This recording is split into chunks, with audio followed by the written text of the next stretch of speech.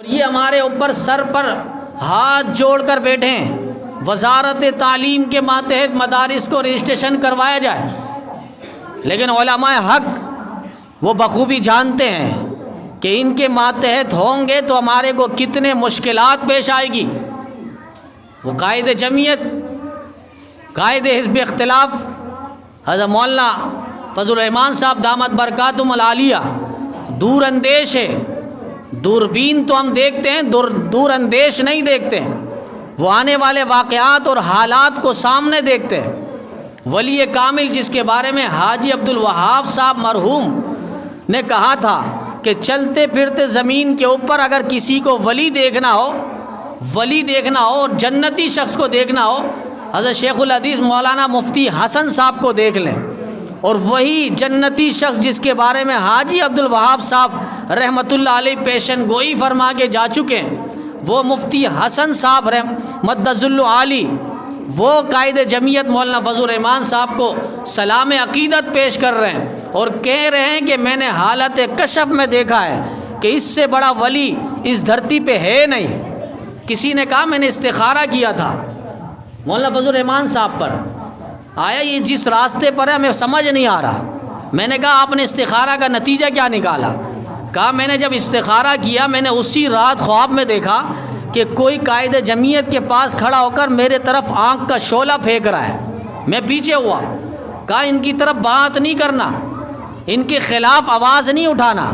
تمہیں تو پتہ نہیں مسجد میں بیٹھ کر بات کرنا آسان ہے، چار دیواری کے اندر بیٹھ کر بات کرنا آسان ہے، چار لوگوں کے سامنے بیٹھ کر بات کرنا آسان ہے، لیکن دین دشمن گماشتوں کے سامنے اور ملک دشمن گماشتوں کے سامنے، اسلام اور ملک پاکستان کے دشمنوں کے سامنے بیٹھ کر بات کرنا بہت مشکل ہے۔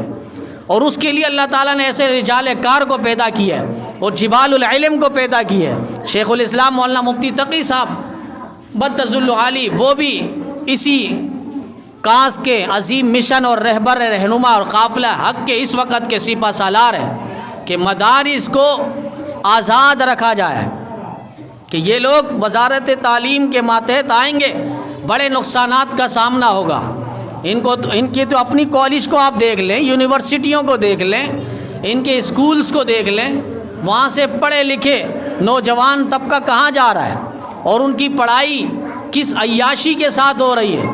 کہ وہاں پر میٹرک پر ہمارے مدارس کے طلباء ٹاپ پر آتے ہیں، پوزیشن پر آتے ہیں، لیکن وہ لوگ بیچارے کس تعلیم پہ اور کس محکمے پر باقاعدہ وہ جاتے بھی ہیں تو ان کو رشوت کا سامنا کرنا پڑتا ہے کہ کوئی جاب نہیں مل رہی۔ وہ کہتے ہیں 2 لاکھ روپے دے دو پروفیسر کی سیٹ پہ تمہیں بٹھائیں گے، 4 لاکھ روپے دے دو تو تمہیں SHO کی سیٹ پہ بٹھائیں گے، 10 لاکھ روپے دے دو تو تمہیں ضلع کا SP بنائیں گے۔ یہ تو رشوت پر ہو رہا ہے، تعلیم پر بیچارے کو کیا نتیجہ مل رہا ہے؟ جو انہوں نے 10 سال 20 سال کیے اور ایک اسکول کی تعلیم سے وہ ہمکنار ہوئے اور رزلٹ اور نتیجہ ان کے ہاتھ پہ آیا، لیکن آج ان کو پیسے کے بل بوتے پر آپ عہدہ دے رہے ہو، منصب دے رہے ہو، کرسی دے رہے ہو، تو پھر وہ تو پڑھتا ہی نہیں نا،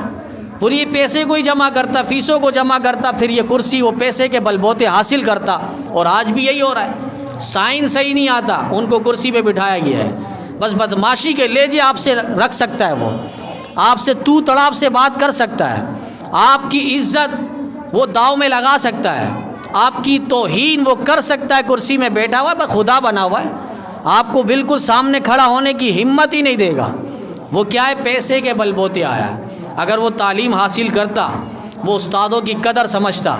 پھر استادوں کی قدر جن استادوں نے کہا کہ غریبوں کے ساتھ، ماتحتوں کے ساتھ، اپنے سے نیچے طبقوں کے ساتھ کس طریقے سے پیش آنا ہے، تو وہ ضرور اس طریقے سے پیش آتا۔ استادوں کا سایہ انہیں نصیب نہیں ہوا، پرنسپل کا سایہ انہیں نصیب نہیں ہوا،